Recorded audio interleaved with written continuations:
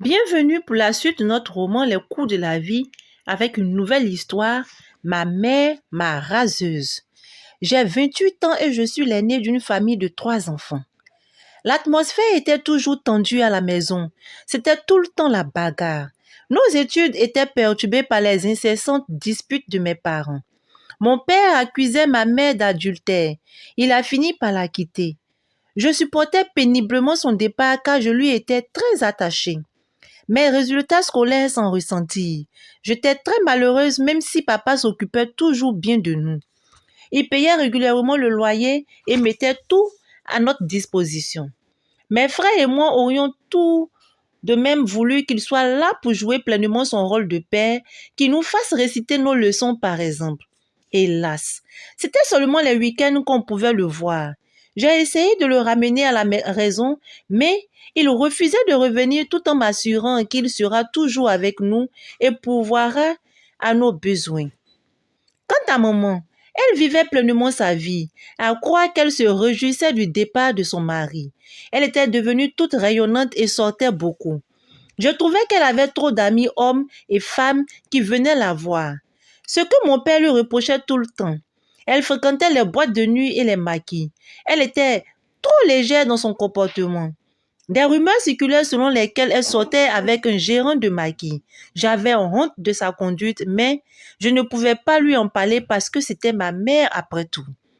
Un après-midi, à l'école, une amie est venue nous annoncer qu'un homme venait de se faire braquer devant l'école. Il avait tenté de résister et les bandits l'avaient abattu. Il y avait un monde fou devant l'établissement. J'étais curieuse moi aussi et je voulais voir la scène. Bien que mon ami ait voulu m'en dissuader, j'ai couru vers les lieux du drame. Au moment où je rédige ce courrier, j'ai les larmes aux yeux.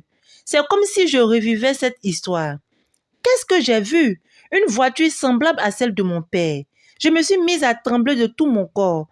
Je me suis rapprochée suffisamment pour voir la plaque d'immatriculation et j'ai constaté avec horreur que c'était bien la sienne. J'ai perdu connaissance et c'est dans une clinique que je me suis réveillée. Mon papa chéri venait de nous quitter, mes frères et moi. Qu'allions-nous devenir? J'ai pleuré toutes les larmes de mon corps. Après les funérailles, un prêtre, ami à papa, venait très souvent nous voir. Il nous a spirituellement aidés à surmonter les difficultés. Petit à petit, j'ai commencé à remonter la pente. J'ai obtenu juste la moyenne pour passer en classe supérieure. Mes amis, mes professeurs et toutes mes connaissances m'ont soutenu moralement. Avec beaucoup de courage, j'ai obtenu mon bac et j'ai été orientée dans une grande école. Ma mère était fière de moi. J'ai retrouvé le sourire et je sortais souvent avec mes amis. Un vendredi soir, après les cours, mes copines et moi avons décidé d'aller manger à la locodrome de Cocody. En arrivant, nous avons vu une belle BMW garée non loin de là. Un homme très élégant en est descendu. Il nous a vus l'observer et il s'est contenté de nous adresser un sourire. Le hasard a fait qu'il s'est installé à quelques mètres de la table où nous étions assises. Peu après, il s'est approché et a demandé à me parler. Il s'appelait Vincent. C'était un homme d'un certain âge. On a un peu bavardé et nous avons fini par échanger nos contacts. Arrivée à la maison, j'ai parlé de ma rencontre à ma mère et elle m'a encouragée à l'approfondir. Vincent s'occupait bien de moi. Il assurait ma scolarité et m'apportait également son aide pour l'entretien de ma famille. Je ne manquais de rien. Pour mon anniversaire, il m'a offert le plus beau cadeau de ma vie, un voyage en France. Je suis revenue d'Europe avec une multitude de présents pour ma famille. Vincent me faisait vraiment oublier les durs moments que j'avais traversés depuis la mort de mon père. Après un an passé avec lui, il m'a acheté un terrain. Il offrait tout le temps des présents à ma mère. Elle m'encourageait à m'accrocher à Vincent. Pour son anniversaire, mon copain a fait venir un service traiteur à la maison et lui a offert un bijou d'une valeur de 500 000 francs. Elle était heureuse. Je rentre dans tous ces détails pour que vous vous rendiez compte à quel point Vincent était gentil et attentif envers ma famille et moi. Malgré tout cela, je poursuivais mes études parce que je tenais à avoir tous mes diplômes. J'ai fini par obtenir mon BTS, brevet de technicien supérieur en comptabilité. Vincent a promis m'aider à obtenir un stage dans une grosse entreprise. J'ai aussi décidé de continuer le cycle ingénieur. Ma famille dépendait de moi. Je m'occupais de mes frères et de ma mère.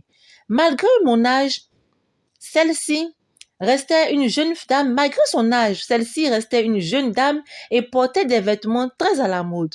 Elle avait l'air d'être ma grande sœur. J'ai obtenu un stage dans une grande banque au plateau et je m'y suis fait des amis. Vincent et moi, nous nous voyons de moins en moins parce qu'on était tous deux très pris. Mais au bout de quelque temps, je constatais qu'il ne m'appelait presque plus. Et les rares fois où j'arrivais à le joindre, il protestait toujours un surcroît de travail pour éviter de me rencontrer. En fin de compte, je n'eus plus aucune nouvelle de lui. Je ne comprenais pas son attitude. Je me suis donc rendue à son bureau un matin pour tenter de remédier à cette situation. En vain. Il avait décidé de mettre fin à notre relation. Je me suis réfugiée dans les bras de ma mère pour chercher du réconfort. Elle a elle-même tenté de parler à Vincent sans succès. J'avais perdu l'amour de ma vie à tout jamais. Ma mère m'a donc convaincue de l'oublier parce que, selon elle, il avait sûrement quelqu'un d'autre. Je souffrais beaucoup. Moi qui pensais avoir trouvé le bonheur, voilà que je replongeais dans une autre histoire qui allait bouleverser ma vie. Avec l'arrivée de Vincent, notre train de vie avait changé. Maintenant qu'il était parti, qu'allions-nous devenir? Maman essayait de me rassurer en disant qu'elle allait dorénavant s'occuper de nous. Mais où allait-elle trouver de l'argent? Puisqu'elle ne travaillait pas, je me contentais de mes primes de stage et de certains avantages que j'avais au sein de la banque. Un jour, Serge, l'un des collègues de Vincent avec qui je m'entendais bien, m'a appelé. Il voulait savoir pourquoi il ne me voyait plus à leur service. Je lui ai expliqué la situation sans entrer dans les détails et il a insisté pour qu'on se voie l'après-midi. J'ai eu un très mauvais pressentiment quand il m'a raconté que ma mère rendait assez souvent visite à Vincent au bureau. Et apparemment, ils s'entendaient très bien.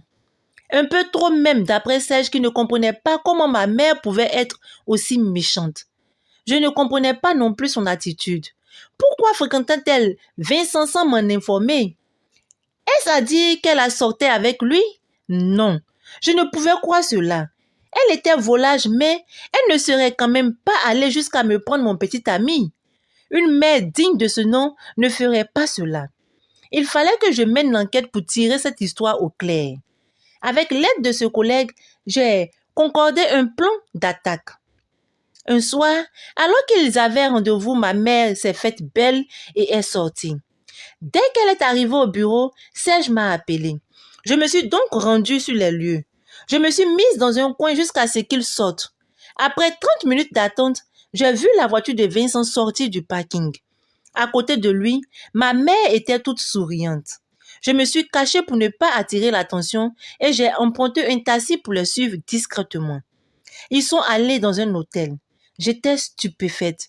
Je suis restée là à les attendre.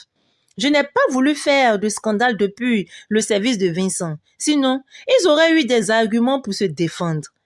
Pendant toute cette attente, je ne pouvais m'empêcher de pleurer.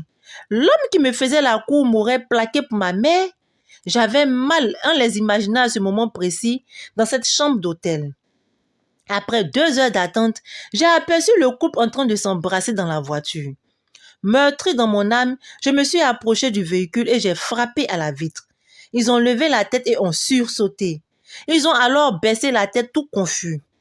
Je les toisais et leur criais. Merci infiniment pour tout ce que vous m'avez fait. Je suis rentrée à la maison en larmes. Malgré les questions de mes frères et de mes cousines, je n'ai pas pu m'expliquer ce que je venais de voir. C'était comme si j'avais une boule dans la gorge qui m'empêchait de parler. Demandez à maman, elle est mieux placée que moi pour vous répondre, ai-je fini par lâcher. Allais-je pouvoir lui pardonner? Quelques heures après, elle est rentrée. Elle ne pouvait pas m'approcher et ne répondait à aucune des questions que les habitants de la maison lui posaient. Ce jour-là, j'ai compris véritablement pourquoi papa avait préféré partir. Elle était nulle. Elle ne méritait pas un homme comme lui. Quant à Vincent, il venait de me briser le cœur une fois de plus. Je me suis dit que lui non plus ne me méritait pas. J'ai quitté la maison et j'ai fini par m'installer au Ghana parce que je n'ai plus de père ni de mère. Avec mes économies, j'ai pu monter une affaire et je m'en sors assez bien. Waouh, quelle histoire! Et vous, à sa place, Auriez-vous quitté le pays? Comment une mère digne de ce nom pouvait faire cela à sa propre fille? Oser sortir avec le propre copain de sa fille. Franchement, c'est désolant. Je vous dis à très bientôt pour une prochaine histoire. Et vous, qu'auriez-vous fait? J'aimerais entendre vos réponses, pour ne pas dire voir vos réponses en commentaire. Merci.